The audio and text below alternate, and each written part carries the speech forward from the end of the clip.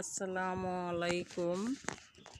আমার ভাই বোনের উদ্দেশ্যে বলছি, আগে জাত চিনুন। জাত জাত চিনলে বুঝতে পারবেন যে জাত কি জিনিস। সাপে দুধ খাইয়া বীজ দেয়, আর গরু ঘাস খাইয়া দুধ দেয়, কিন্তু দোষটা খাবারে নয়, জাতে। গরু ঘাস খেয়ে দুধ দেবে, এটা তার জাতের নিয়ম। সাপ দুধ খেয়ে বীজ দিবে, এটি তার জাতের নিয়ম। তাইলে আপনি যতই করেন, কিন্তু আপনার কোনো নাম নাই, নাম হবে না। কারণ অজাতেগো যতই করেন, তারা দুর্নাম কইয়াই যাইব। আপনার নামে দুর্নাম কইয়া বেড়াইব মানুষের সাথে। যতই খাওয়ান, যতই পরান, যতই কিছু করেন, আপনার পেটে ভাত আছে কি না আছে ওইটা দেখব না।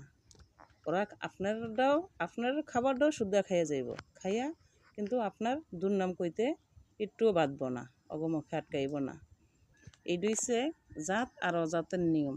আর জাতের মানুষ, ওরা কিন্তু আপনারটা না খাইও, আপনার যদি গুণগান ভালো জাতের হয়, আপনার গুণগান গাইতে থাকবো ভালোটা।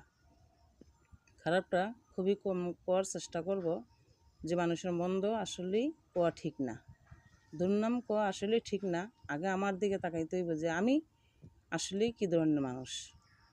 খালি অন্যটাই কয়ে বেড়ামো, আমার কি দুস্তরি নাই? মানুষ কিন্তু ওটার দিকে তাকায় না, অন্যেরটার দিকে ঠিকই তাকায়, আর অন্যের দোষ কইতে থাকে। যখন নিজের দোষটা যখন মানুষ কইয়া বেড়ায়, তখন বুঝতে পারে যে আসলেই যে মানুষ, হে বুঝতে পারে যে আসলে আমার মানুষের দুর্নাম কোয়াটা ঠিক না, আমার দুর্নাম তো কেউ না কেউ কইতেছে। এটি আসলে জাত আর অজাতের মধ্যে পার্থক্য। আমরা যতই করি, কিন্তু আমরা সবাই চেষ্টা করবো মানুষের দুর্নাম না কইয়া নিজের দোষটা নিজে দেখার চেষ্টা করবো, নিজে শুধরানোর চেষ্টা করবো। অন্যের দোষ খোঁচায়া বাড়ি না কইরা, নিজের দোষটা খোঁচায়া বাড়ি কইরা নিজে শুধরানোর চেষ্টা করাটা আমার মনে হয় যে বেটার। অন্যের দোষ খোঁজায়া বাড়ি করার কোনো প্রয়োজন নেই আমাকে। আমরা নিজে আগে শুধরাই, পরে অন্যরা শুধরানোর ব্যবস্থা করি বা পরামর্শ দেই। মনে হয় যে এটাই বেশি ভালো হয় আমাকে পক্ষে। তাইলে আমরা মানুষের দুর্নাম কইয়া বেড়াইলে নিজের ক্ষতি, নিজের আমলের ক্ষতি, নিজের ফ্যামিলির ক্ষতি, পরিবেশের ক্ষতি। দরকারটা কি ভাই বোনেরা? দরকার নাই। নিজেরা ভালো হওয়ার চেষ্টা করি, সবারে ভালো রাখার চেষ্টা করি, ভালো বানানোর চেষ্টা করি, তাইলেই যথেষ্ট। আলহামদুলিল্লাহ, ভালো থাকেন। আল্লাহ হাফেজ।